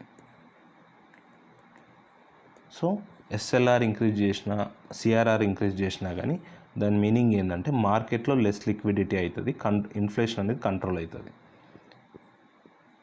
Same as if in case SLR లో చేసింది అనుకుంటే బ్యాంక్స్ దగ్గర ఎక్కువ మనీ లెండింగ్ ఇవ్వడానికి వస్తుంది. సో అది ఎకనామీ బూస్ట్ అవ్వడానికి యూజ్ అవుతుంది. సో ఇప్పుడున్న దాని ప్రకారం మ్యాక్స్ 40% లిమిట్ అన్నట్టు, అంటే మినిమం క్యాప్ ఏం లేదు, మ్యాక్స్ 40% కంటే ఎక్కువ ఎన్డిటిఎల్ ఉండడానికి లేదు. ఇంతకుముందు డిస్కస్ చేసినట్టు ఇంట్రెస్ట్ కూడా ఏం చేస్తుంది ఎస్ఎల్ఆర్. సో ఈ ఎస్ఎల్ఆర్లో ఇంకా ఒకవేళ నేను ఇంతకుముందు చెప్పినట్టు గవర్నమెంట్ అప్రూవ్డ్ సెక్యూరిటీస్ అన్నాం కదా, అవి ఏమేమంటే గవర్నమెంట్ సెక్యూరిటీస్ ఖచ్చితంగా అది యాక్సెప్ట్ చేయాల్సింది. దాంతోపాటు గవర్నమెంట్ ఏదైనా సర్టన్ కార్పొరేట్ బాండ్స్ని కూడా ఎస్ఎల్ఆర్ కింద పెట్టుకోవచ్చు. అంటే ఆ కార్పొరేట్ బాండ్స్ కానీ సర్టిఫికేట్ ఆఫ్ డిపాజిట్, ఈ certificate of deposits banks issue చేస్తాయి వీటిని, అండ్ కమర్షియల్ పేపర్స్, ఇవన్నిటిని గవర్నమెంట్ అప్రూవ్ చేసే టైం టు టైం తీసేయడానికి ఛాన్స్ ఉంది. స్టేట్ డెవలప్మెంట్ లోన్స్ అంటే స్టేట్ సెక్యూరిటీస్ ఉంటాయి కదా, స్టేట్ గవర్నమెంట్ సెక్యూరిటీస్, వీటిని స్టేట్ డెవలప్మెంట్ లోన్స్ అంటాం. As well as NABARD and SIDBI సెక్యూరిటీస్ని కూడా యాక్సెప్ట్ చేయొచ్చు, ఎస్ఎల్ఆర్ కింద పెట్టుకోవచ్చు అని చెప్పేసి ఇప్పుడున్న ప్రజెంట్ టైంలో వీటిని కూడా ఎస్ఎల్ఆర్ కింద పెట్టుకోవచ్చు. సో సిఆర్ఆర్ ఎస్ఎల్ఆర్ అర్థమైంది అనుకుంటా. నెక్స్ట్ మేజర్ రెపో రేట్ అంటే ఏంటి, ఎక్కడ విన్నా ఇదే మాట వినబడుతుంది. రెపో రేట్ అంటే ఏంది అసలు? రెపో రేట్ బై డెఫినేషన్ ఏంటంటే, రేపో ఉంది కదా అంటే రీపర్చేసింగ్ రేట్ అన్నట్టు. రీపర్చేసింగ్ రేట్ అంటే ఏంటంటే rate at which RBI lends short term funds to commercial banks against government securities. ఇక్కడ మొత్తం లైన్ని కట్ చేసుకుంటే ఫస్ట్ ఆర్బీఐ అప్పిస్తుంది, RBI lends short term funds, long term fund కాదు, అండ్ కమర్షియల్ బ్యాంక్స్కి అండ్ అగెన్స్ట్ గవర్నమెంట్ సెక్యూరిటీస్. దీంట్లో meaning ఏమేమి వస్తున్నాయి మనకి? ఆర్బీఐ అప్పిస్తుంది, లెండ్ చేస్తుంది ఫర్ షార్ట్ టర్మ్ పీరియడ్కి, మోస్ట్లీ ఓవర్ నైట్ అంటే ఒక్క రోజుకి బేసిక్లీ ఓవర్ నైట్ బారోవింగ్. ఎందుకు అనేది కూడా చెప్తా, ఒక్క రోజుకి ఎందుకు తీసుకోవాలి భయ అంటే అది కూడా చెప్తా. అండ్ సెక్యూరిటీ ఇవ్వాలి కదా ఏదో ఒకటి, త్రూ గవర్నమెంట్ సెక్యూరిటీస్. సో ఇది డెఫినేషన్. సో ఈ దీంట్లో ఆర్బీఐ లెండ్ చేస్తుంది, అంటే ఆర్బీఐ మనీ ఇస్తుంది. ఆర్బీఐ ఒక 100 రూపాయలు ఇచ్చేసి బ్యాంకు నుంచి ఒక సెక్యూరిటీ తీసుకుంటుంది. సో ఆర్బీఐకి అండ్ ఈ బ్యాంక్కి రెండింటి మధ్య అగ్రిమెంట్ అవుతుంది కదా. సో ఓవర్ నైట్లో ఏం చెప్తుంది అంటే, బ్యాంక్ ఏం చెప్తుంది అంటే, నేను మళ్ళీ ఈ సెక్యూరిటీ ఏదైతే ఇచ్చినామో ఈ సెక్యూరిటీని మళ్ళీ నేను రీపర్చేస్ చేస్తా అంటుంది అన్నట్టు. అన్నప్పుడు ఈ ఆర్బీఐ అనేది ఈ 1000 రూపాయలు ఇటు ఇస్తుంది అన్నట్టు. దీన్నే రీపర్చేస్ అగ్రిమెంట్ అంటాం అన్నట్టు. అంటే అగెనెస్ట్ సెక్యూరిటీ. ఎగ్జామ్లో అడిగే ఛాన్స్ ఏది ఉందంటే, రెపో రేట్ అనే దాంట్లో గవర్నమెంట్ సెక్యూరిటీ ఇవ్వాల్సిందేనా అంటే, ఎస్ ఎగ్జాక్ట్లీ. రీపర్చేస్ అంటే అదే కదా, ఒక సెక్యూరిటీని బ్యాంక్ అనేది ఆర్బీఐ దగ్గర పెట్టి ఆర్బీఐ నుంచి మనీ తీసుకుంటుంది. వాటి మధ్యలో జరిగిన కన్వర్జేషన్ ఏంటంటే దాన్నే రీపర్చేస్ రేట్ అంటాం. అంటే బ్యాంక్ ఖచ్చితంగా నేను మళ్ళీ వచ్చి నీ దగ్గర సెక్యూరిటీ తీసుకొని నీ డబ్బులు నీకు ఇచ్చేస్తా అని చెప్పడమే రెపో రేట్. ఇది షార్ట్ టర్మ్, అంటే ఓవర్ నైట్గా మాత్రం జరుగుతుంది. దట్ మీన్స్ ఎందుకు అంటే, మనకు జనరల్గా మనకి ఇంతకుముందు డిస్కస్ చేసినప్పుడు సిఆర్ఆర్ ఎస్ఎల్ఆర్ అనేది మెయింటైన్ చేయాలి అన్నాం కదా. సో ఈ రిపోర్ట్ని ఫోర్ట్ నైట్ అంటాం కదా, అంటే 14 డేస్కి ఒకసారి బ్యాంక్స్ అనేటివి రిపోర్ట్ చేయాల్సి ఉంటుంది. అంటే సిఆర్ఆర్ మెయింటైన్ చేస్తున్నామా లేదా, ఎస్ఎల్ఆర్ మెయింటైన్ చేస్తున్నామా లేదా. ఒకవేళ ఈ 14 డేస్ వరకు ప్రాబ్లం లేదు, బట్ రిపోర్ట్ ఇచ్చే టైంకి ఉందా లేదా అని చూస్తారు అన్నట్టు. ఆ ఒక్కరోజు, ఆ 15th డే కోసం ఏమైనా తక్కువ పడ్డా సిఆర్ఆర్ కానీ ఎస్ఎల్ఆర్ కానీ, ఆ ఒక్కరోజు కోసం ఈ రెపో రేట్ అనేది వాడతారు అన్నట్టు. సో ఈ రెపో రేట్ వాడతారు కాబట్టి ఒక్కరోజు కోసమే వాడతారు అన్నట్టు. సో ఫీచర్స్ ఏంటి, షార్ట్ టర్మ్, ఒకటే రోజు కోసం, అండర్ రీపర్చేస్ అగ్రిమెంట్. ఈ ఏదైతే సెక్యూరిటీ ప్రొవైడ్ చేసినాం నేను మళ్ళీ పర్చేజ్ చేస్తాను అని చెప్తే బ్యాంక్ ఇచ్చేసి బ్యాంక్ నుంచి లోన్ తీసుకుంటాం. మరి లెండింగ్ రేట్ ఎవరు డిసైడ్ చేస్తారు అంటే, ఆర్బీఐ డిసైడ్ చేస్తుంది లెండింగ్ రేట్ని. అండ్ ఈ ఫంక్షన్ ఎట్లయితుంది అసలు, రెపో రేట్ ఎలా ఫంక్షన్ అవుతుంది అసలు అంటే, సేమ్ థింగ్ సిఆర్ఆర్ ఎస్ఎల్ఆర్ లానే. ఫర్ ఎగ్జాంపుల్ రెపో రేట్ ఉంది, సర్టెన్ 5% అనుకుంటే 5% అనుకుంటే ఏమవుతుంది ఇప్పుడు, ఈ 5% అనుకుంటే 5% ఉంది ఎట్ ప్రజెంట్ అనుకుంటే, ఈ 100కి 5 రూపాయలు రాబాయి అని చెప్పింది. ఇది ఎట్ ప్రజెంట్.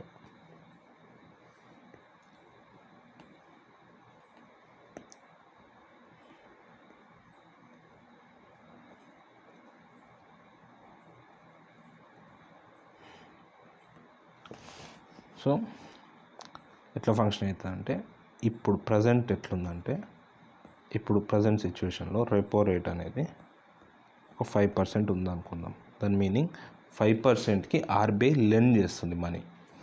బట్ ఇన్ఫ్లేషన్ వచ్చింది అని ఆర్బీఐకి అర్థమైంది అనుకుంటే, ఇన్ఫ్లేషన్ అవుతుంది, డిమాండ్ పెరుగుతుంది అని మార్కెట్లో అనిపిస్తే ఏం చేస్తుంది అంటే, ఆర్బీఐ రెపో రేట్ని ఇంక్రీజ్ చేస్తుంది. రెపో రేట్ని 10% చేసింది అనుకుందాం. దీని మీనింగ్ ఏమవుతుంది, దీని అవుట్కమ్, దీని ఇన్ఫరెన్స్ ఏంటి అసలు. ఇన్ఫరెన్స్ ఏమవుతుంది అంటే, ఇంతకుముందు 100కి 5 రూపాయలు ఛార్జ్ చేసే ఆర్బీఐ సో 105 రూపీస్ అవుతుంది. ఇప్పుడు 100కి 10 రూపాయలు చేసింది ఇన్ఫ్లేషన్ వల్ల. దీని మీనింగ్ దీని ఇన్ఫ్లుయెన్స్ ఏమవుతుంది, 110 రూపీస్ అయింది. అంటే ఒక 100 సో లెండింగ్ రేట్ ఎక్కువ అయిపోయింది. ఈ 110 రూపీస్ అయింది కాబట్టి ఆబ్వియస్గా ఇప్పుడు బ్యాంక్స్ ఇదే ఇంట్రెస్ట్ రేట్కి ఎక్కువ ఇంట్రెస్ట్ రేట్ తీసుకుంది అనుకుంటే, 110 రూపీస్కి 100 రూపాయలు తీసుకుంది అనుకుంటే, నెక్స్ట్ కస్టమర్కి ఇంకెక్కువ ఇంట్రెస్ట్ రేట్తో ఇవ్వాల్సి ఉంటుంది. సో ఆ ఇంకా ఎక్కువ ఇంట్రెస్ట్ రేట్తో ఇవ్వాలి అన్నప్పుడు కస్టమర్స్ అనేటోళ్ళు లోన్ తీసుకోవడానికి ఇంట్రెస్ట్ చూపిస్తారా, ఆబ్వియస్గా చూపించరు. ఇంతకుముందేమో నువ్వు ఇంట్రెస్ట్ రేట్ 5, బ్యాంక్స్ ఇప్పుడు ఏం చేస్తాయి, 110 కాబట్టి నేను 112కి అమ్ముతా, 112కి ఈ లోన్ ఇస్తా. బ్యాంక్స్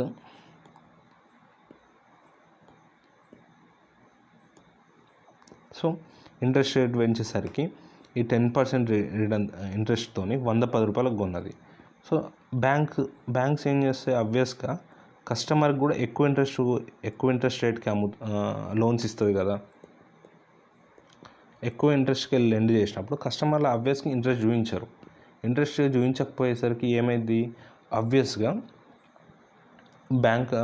మార్కెట్లో లిక్విడిటీ అనేది తగ్గిపోతుంది. ఎవరు కూడా లోన్ తీసుకోవడానికి ఇంట్రెస్ట్ చూపించరు.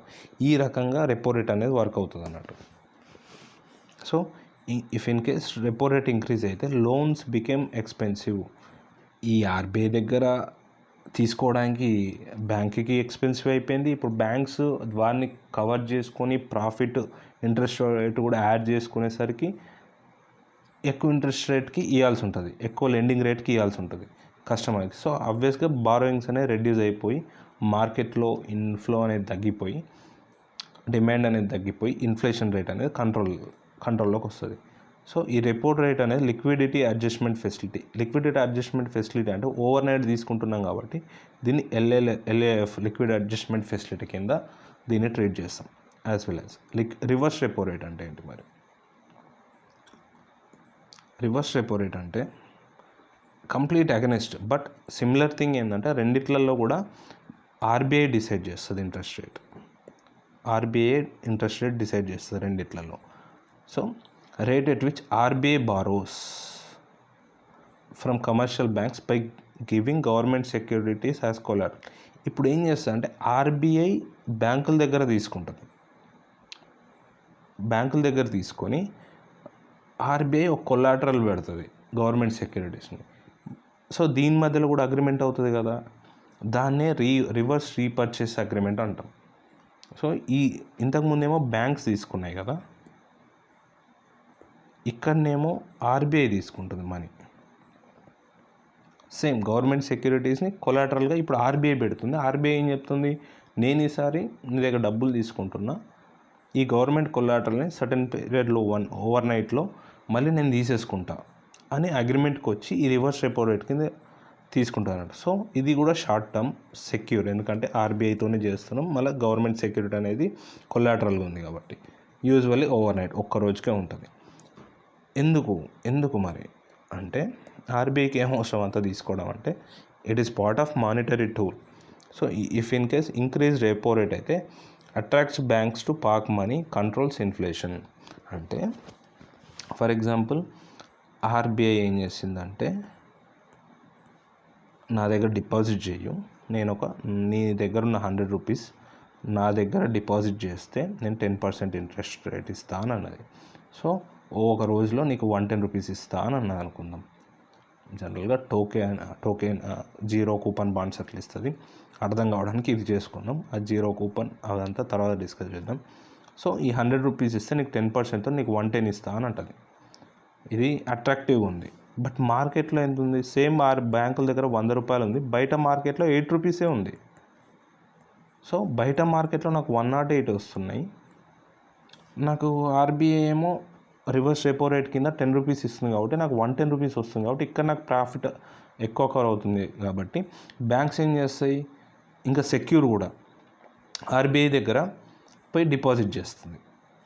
సెక్యూర్ అండ్ ఎక్కువ ఇంట్రెస్ట్ వస్తుంది బయట జనాలకు ఇచ్చే బదులు. సో ఇదేం చేస్తుంది, దీని అర్థం ఏంది, ఒకవేళ ఇంక్రీజ్ రెపో రేట్ చేసినా కూడా మనీ అనేది జనాలకు ఇచ్చే మనీ తీసుకుపోయి ఆర్బీఐ దగ్గర డిపాజిట్ చేస్తారు. కాబట్టి మార్కెట్లో మనీ ఫ్లో అనేది తగ్గిపోతుంది. కాబట్టి ఇన్ఫ్లేషన్ కంట్రోల్ అవుతుంది. ఒకవేళ ఎకనామిక్ గ్రోత్ కావాలంటే ఏం చేస్తాను అంటే రివర్స్ రెపో రేట్ తగ్గించేస్తుంది అంతే. మార్కెట్లోకి ఇంజెక్ట్ కావాలి. నేను ఇక్కడ ఆర్బీఐ అప్పుడు ఏం చేస్తుంది, ఇంకా రివర్స్ రెపో రేట్లో నేను 5% ఇస్తాను అంటుంది రివర్స్ రెపోలో. సో నాకు బయట మార్కెట్ ఈడ నాకు 105 వస్తే, ఈడ 105 వస్తాయి, రివర్స్ రెపో రేట్ తగ్గిస్తే బయట మార్కెట్లో 8 రూపీస్ వస్తుంది. కాబట్టి బ్యాంక్స్ ఏం చేస్తాయి, బయట మార్కెట్లోనే లెండింగ్ అవ్వడానికి ఎక్కువ ఇంట్రెస్ట్ చూపెట్టి బయట మార్కెట్లో ఎక్కివ్వడం వల్ల economic growth. So reverse repo increase చేసిన రెపో రేట్ ఇంక్రీజ్ చేసినా, సిఆర్ఆర్ ఇంక్రీజ్ చేసినా, ఎస్ఎల్ఆర్ ఇంక్రీజ్ చేసినా కూడా మార్కెట్ నుండి మనీ అనేది ఆర్బీఐ దగ్గరికి వెళ్ళిపోతాయి. మార్కెట్లో మనీ ఎక్కువ ఉండదు, ఇన్ఫ్లేషన్ అనేది కంట్రోల్ అవుతుంది, డిమాండ్ పుల్ ఇన్ఫ్లేషన్ అనేది కంట్రోల్ అవుతుంది అని గుర్తుపెట్టుకోవాలి. ఇఫ్ ఇన్ కేస్ డిక్రీజ్ చేస్తే అది ఎకనామిక్ గ్రోత్కి యూజ్ అవుతుంది. ఈ 4 పాయింట్లు, ఈ 4టికి కూడా సేమ్ థింగ్.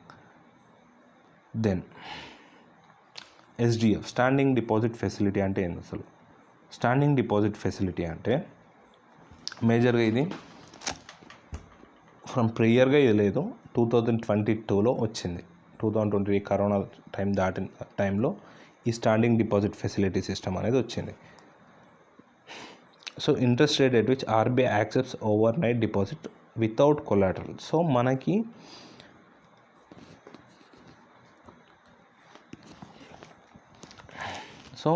ఇంతకుముందు రెపోలో, రివర్స్ రెపోలో కొలాటరల్ పెట్టిండ్రు. ఏమేమి పెట్టిండ్రు? Government approved or government securities కొలాటరల్గా పెట్టి రిపో రేట్ కానీ రివర్స్ రెపో రేట్ కానీ వచ్చింది. బట్ ఇక్కడ స్టాండింగ్ డిపాజిట్ ఫెసిలిటీ ఏంటంటే కొలాటరల్ ఏం అవసరం లేదు, ఓవర్ నైట్. ఇది కూడా ఓవర్ నైట్,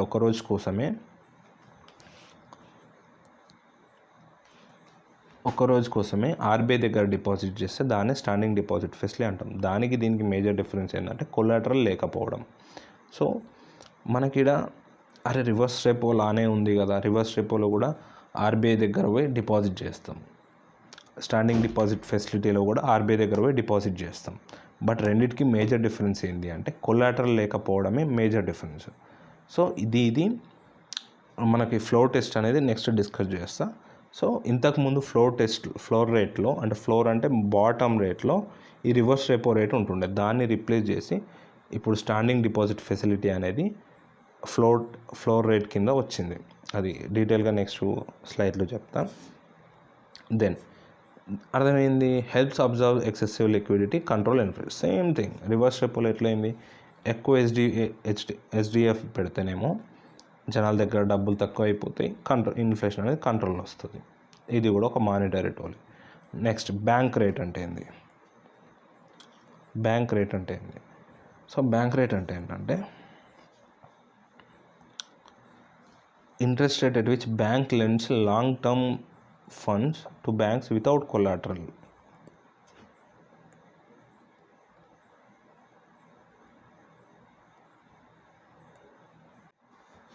ఈ వితౌట్ కొలాటరల్తో బ్యాంక్స్ అనేటివి లెండ్ చేస్తూ ఉంటే లాంగ్ టర్మ్ కోసం, దీన్నే బ్యాంక్ రేట్ అంటాం. సో రెపో రేట్కి బ్యాంక్ రేట్ రెండు సేమ్, ఆర్బీఐ లెండ్ చేస్తుంది బ్యాంక్స్కి. సో రెండింటికి మేజర్ డిఫరెన్స్ ఏంటంటే రెపో రేట్ అనేది short term, plus repo rate అనేది కొలాటరల్, గవర్నమెంట్ సెక్యూరిటీస్ని చూపించి తీసుకోవాలి.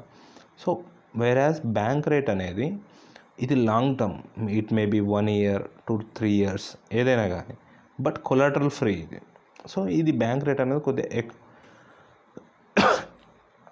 అండ్ సో బ్యాంక్ రేట్ ఎట్లా ఇన్ఫ్లేషన్ కంట్రోల్కి యూజ్ అవుతుంది అంటే, if in case bank rate increase చేసింది అనుకో, బ్యాంక్ రేట్ ఇంక్రీజ్ చేస్తే ఆర్బీఐ లెండింగ్ బికమ్స్ కాస్ట్లియర్. అంటే బ్యాంక్ రేట్ ఇంక్రీజ్ చేసింది, సో ఆర్బీఐ దగ్గర లెండింగ్ తీసుకునేది కాస్ట్లీ అయిపోతుంది.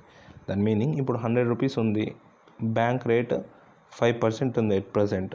సో నేను 105 రూపీస్కి తీసుకున్నా, బట్ బ్యాంక్ రేట్ ఇంక్రీజ్ చేస్తే ఇప్పుడు 100 ఉంది, 10% చేస్తే 110 రూపీస్కి వచ్చింది నాకు ఆ 100 రూపాయలు అనేటి.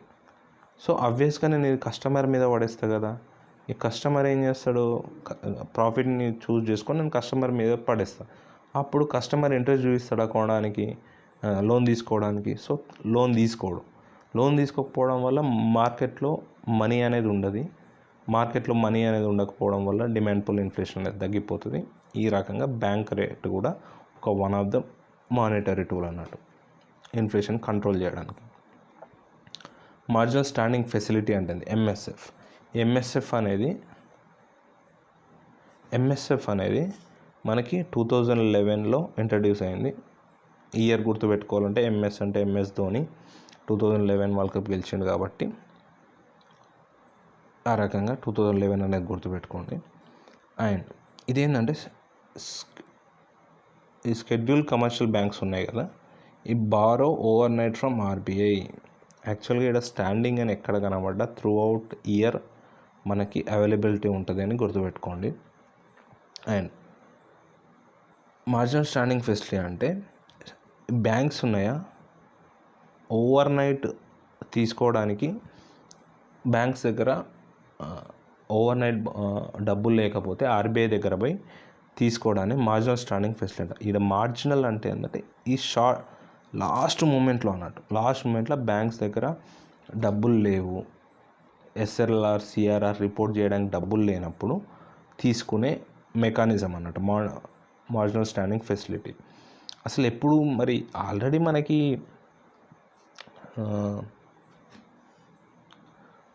Repo rate, reverse repo rate లాంటివి ఉన్నాయి కనుక ఇంకా మార్జినల్ స్టాండింగ్ ఫెసిలిటీ ఏంటి, ఎందుకు అవసరం అంటే అసలు ఏ బ్యాంక్ కూడా ఇవ్వడానికి రెడీ లేదు, ఏ బ్యాంక్ కూడా ఇవ్వడానికి రెడీ లేదు, రెపో లిమిట్ కూడా ఎగ్జాస్ట్ అయిపోయింది, ఇంకా లాస్ట్ రిసార్ట్ టైంలో ఈ మార్జినల్ స్టాండింగ్ ఫెసిలిటీ అనేది యూజ్ చేసుకుంటారు అన్నట్టు. సో ఇంట్రెస్ట్ రేట్ అనేది చాలా, ఎందుకంటే మన ఏమంటారు ఈ మానిటరీ సిస్టంలో కరెక్ట్ డిసిప్లిన్ మెయింటైన్ చేయకపోవడం వలన ఈ సిచ్యువేషన్ అరైజ్ అయింది. కాబట్టి రెపో రేట్ కూడా దాటిపోయినావు కాబట్టి కంప్లీట్గా ఫైన్ వేస్తుంది అన్నట్టు. సో అందుకే రెపో రేట్ కంటే కూడా ఇది ఎక్కువ ఇంట్రెస్ట్ రేట్ ఉంటుంది. సో ఇది ఓన్లీ అప్ టు ఎన్డిటిఏలో 3% మాత్రమే ఇస్తుంది, అప్ టు 3%.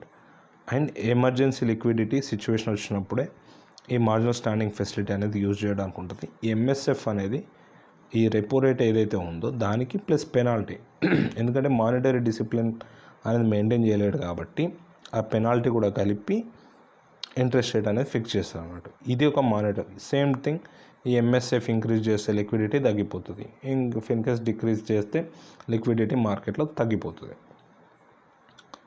నెక్స్ట్ క్వాంటిటేటివ్ టూల్స్లో ఓపెన్ మార్కెట్ ఆపరేషన్స్ ఏంటి అంటే ఇది ఆర్బీఐ దగ్గర గవర్నమెంట్ సెక్యూరిటీస్ ఉంటాయి కదా, central government, state government securities ఉంటాయి కదా, దాన్ని రెగ్యులర్గా సర్టెన్ డేట్స్కి అమ్మడం కానీ కొనడం కానీ సెల్ చేస్తూ ఉంటారు.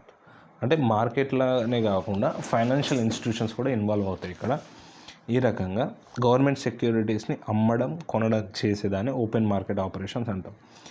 ఇది ఎట్లా మేనేజ్ చేస్తుంది, మరి ఇది ఎట్లా క్వాంటిటీ టూల్స్ అంటావు నువ్వు, ఇది ఎట్లా ఇన్ఫ్లేషన్ కంట్రోల్ చేస్తుంది అనుకుంటా అంటే, ఫర్ ఎగ్జాంపుల్ ఒకవేళ ఆర్బీఐ దగ్గర ఒక 100 రూపాయల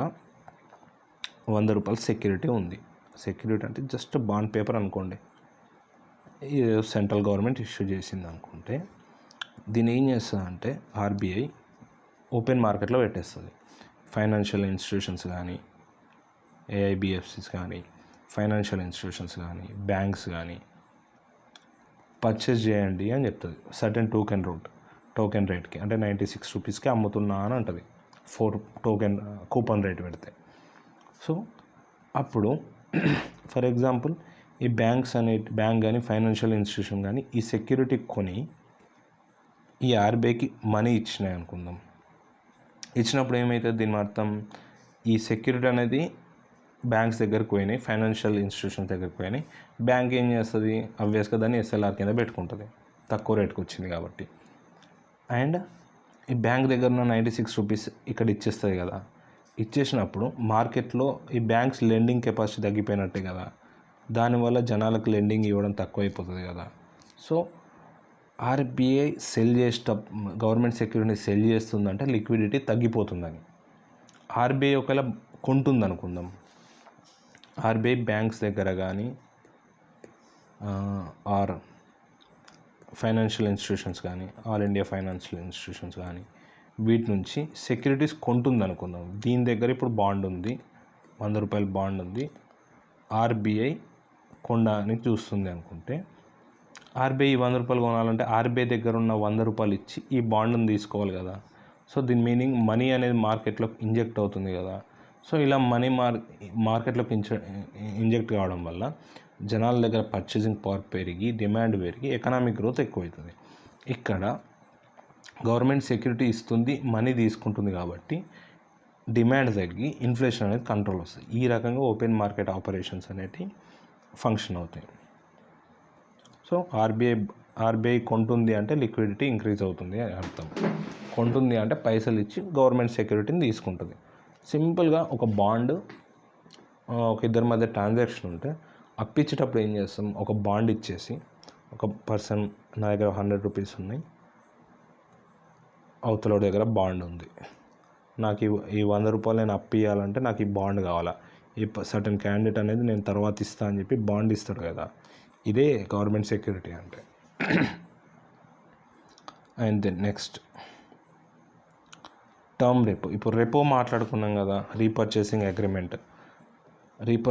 అగ్రిమెంట్ అంటే ఆర్బీఐ దగ్గర గవర్నమెంట్ బ్యాంక్స్ అనేది తీసుకునేది, అది ఓవర్ నైట్ అని చెప్పినాయి కదా. అలాగే టర్మ్ రెపో అని ఉంటుంది. టర్మ్ రెపో అనేది 2013లో ఇంట్రడ్యూస్ చేసింది. ఇది usually 7 days, 14 days, 28 days tenure ఉండే వాటిని ఈ టర్మ్ రెపో అంటాం. ఇది 0.75% ఆఫ్ టోటల్ ఎన్డిఎల్ ఉంటుంది.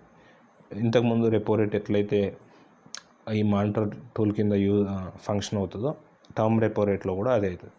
Long term repo long term LTRO అంటాం. లాంగ్ టర్మ్ రెపో కూడా ఉంటుంది.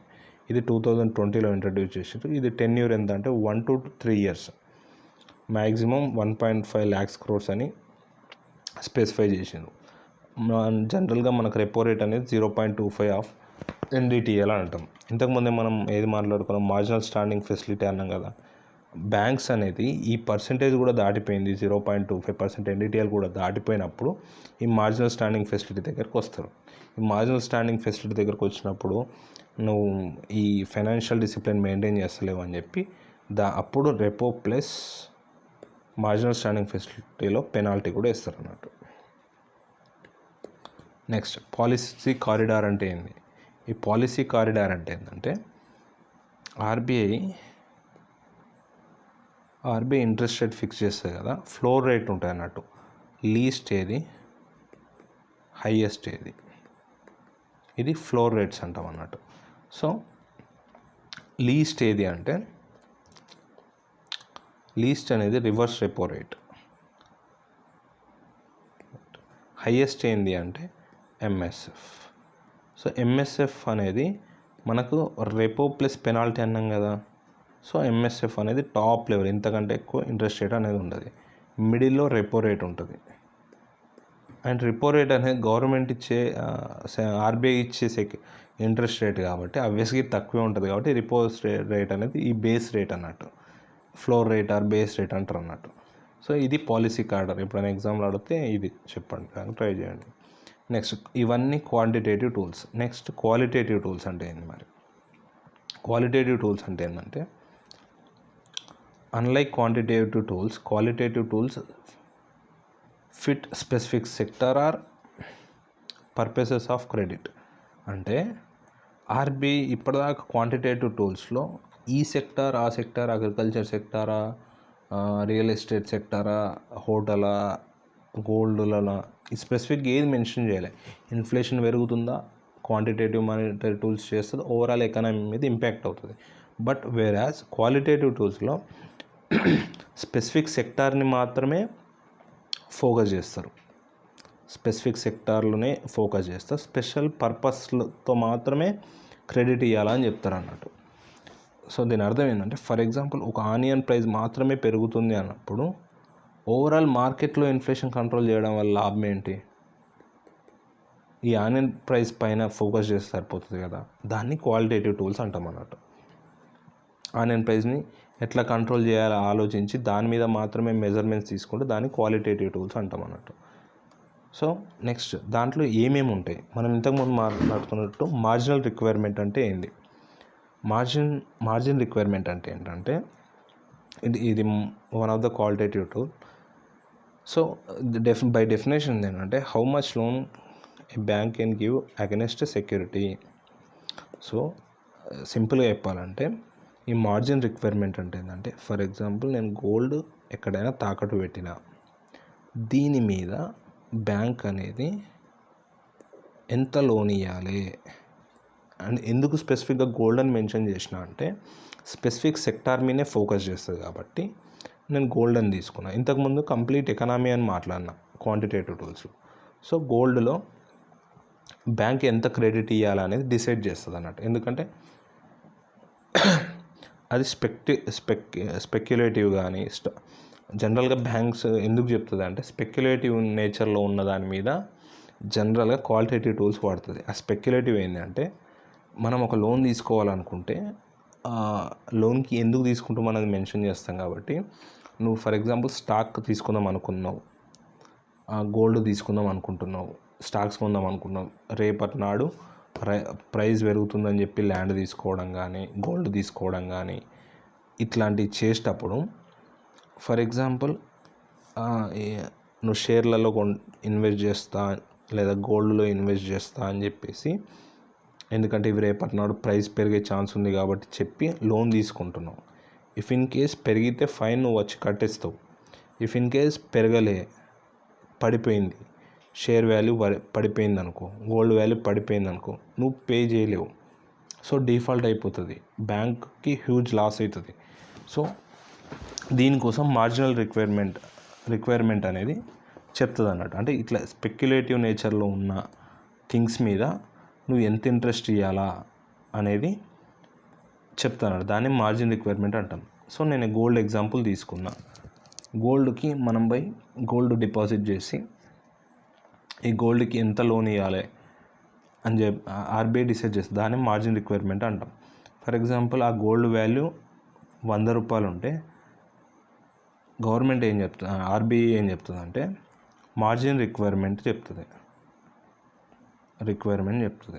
మార్జిన్ రిక్వైర్మెంట్ అంటే ఏంటంటే ఇఫ్ ఇన్ కేస్ 30% మార్జిన్ అన్నదనుకో, దాని మీనింగ్ ఏంటంటే కస్టమర్ అనేటోడు 30% పే చేసుకోవాలా, రిమైనింగ్ 70% బ్యాంక్ పే చేస్తుంది.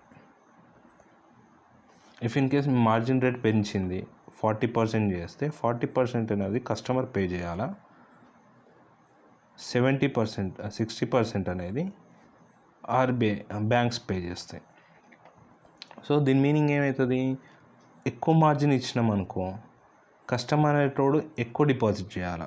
సో లిక్విడిటీ తగ్గిపోతుంది అండ్ బ్యాంక్ పే చేయాల్సింది తక్కువ ఉంటుంది, తక్కువ లోన్ ఇస్తుంది.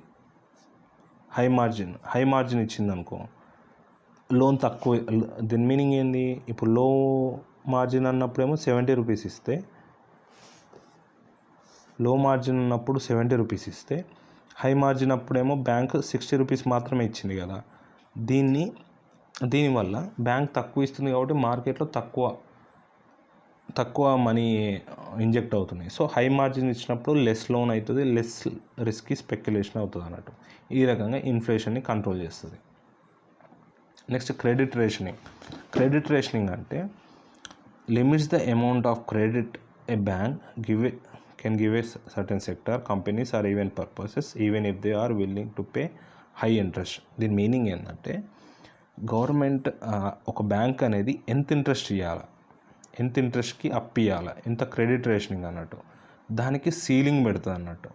ఏ సెక్టార్కి నువ్వు ఎంత ఇవ్వాలా, ఏ థింగ్కి ఎంత ఇవ్వాలి, ఈవెన్ ఇఫ్ ఇన్ కేస్ ఆ సెక్టార్కి అవతలోడు ఇంకెక్కువ ఇంట్రెస్ట్ నేను పే చేస్తా బట్ నాకు ఇవ్వు అని అన్నా కానీ ఇవ్వడానికి లేదు, ఒక సీలింగ్ అనేది పెట్టేస్తుంది అన్నట్టు. So ceiling on credit for certain sector, ceiling పెట్టేస్తుంది. నువ్వు ఫర్ ఎగ్జాంపుల్ గోల్డ్ మీద 10% లోన్ ఇవ్వాలి అంటే 10% ఇవ్వాలి, నేను ఇంకెక్కువ ఇంట్రెస్ట్ ఇస్తానన్నా కూడా ఇవ్వడానికి లేదు. దీన్నే క్రెడిట్ రేషనింగ్ అంటాం. దీనివల్ల ఇంకో యూజ్ ఏంది, గవర్నమెంట్ ఇంకా చెప్తూ ఉంటుంది ప్రియారిటీ సెక్టర్ అంటే అగ్రికల్చర్లో కానీ ఎస్సీ డెవలప్మెంట్లలో కానీ ఈ ప్రియారిటీ సెక్టర్ లెండింగ్స్ ఎంఎస్ఎంఈలలో కూడా ఈ ప్రియారిటీ సెక్టర్ లెండింగ్కి ఈ క్యాప్ పెంచుతూ ఉంటుంది డెవలప్మెంట్ కోసం. సో దీనే క్రెడిట్ ఎంత అప్పు ఇవ్వాలనేది డిసైడ్ చేయాలని క్రెడిట్ రేషనింగ్ అంటాం అన్నట్టు. నెక్స్ట్ మోరల్ సుయేషన్ అంటే జనరల్గా చెప్పడం, అంటే నాన్ బైండింగ్ పర్సూయింగ్ మెథడ్. అంటే దీని మీనింగ్ జస్ట్ ఆర్బీఐ అనేది చెప్తుంది మీది ఈ పాలసీలో ఇలా ఫంక్షన్ చేయండి, రిస్కీ దాంట్లో లోన్స్ ఇన్వెస్ట్ చేయకండి అని ఓవరాల్గా చెప్పడం, ఇది బైండింగ్ ఏం కాదు. So without issuing any certain orders. Example ఏంటంటే కరోనా టైంలో ఆర్బీఐ ఏం చెప్పింది, ఎంఎస్ఎంఈ సెక్టార్కి ఎక్కువ ఇవ్వండి, ఎందుకంటే జనాల దగ్గర సేవింగ్స్, జనాలు ఎక్కువ ఇన్వెస్ట్ చేయట్లేదు, జనాలు ఖర్చు పెట్టట్లేదు. సో మీరే ఎంఎస్ఎంఈకి ఇవ్వండి, సో దట్ ఎకనామిక్ గ్రోత్ అవుతుంది. ఇప్పుడేమో రిసెషన్, నెగిటివ్ గ్రోత్ అయిపోయిందని చెప్పి కరోనా టైంలో. ఇది మోరల్ సజెషన్ మాత్రమే, బ్యాంక్స్ ఫాలో అవ్వచ్చు కాకపోవచ్చు. సో ఇది బ్యాంక్స్ బిహేవియర్ని ఇన్ఫ్లుయెన్స్ చేస్తుంది moral suggestion. Next selective credit control.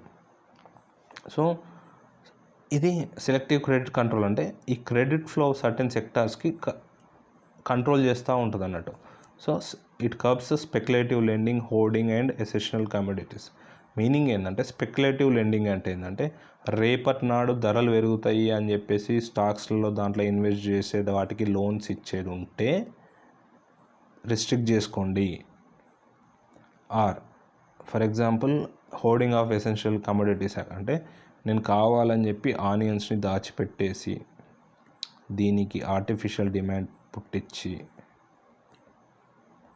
వాటికి, సో నేను ఇప్పుడు పోయి ఈ ఆనియన్ మీద ఇన్వెస్ట్ చేస్తా అని చెప్పి లోన్ తీసుకునేది ఉంటే రేపటి నాడు ఆనియన్ గవర్నమెంట్ మెజర్తో ఆనియన్ రేట్ పడిపోయే ఛాన్స్ ఉంటుంది.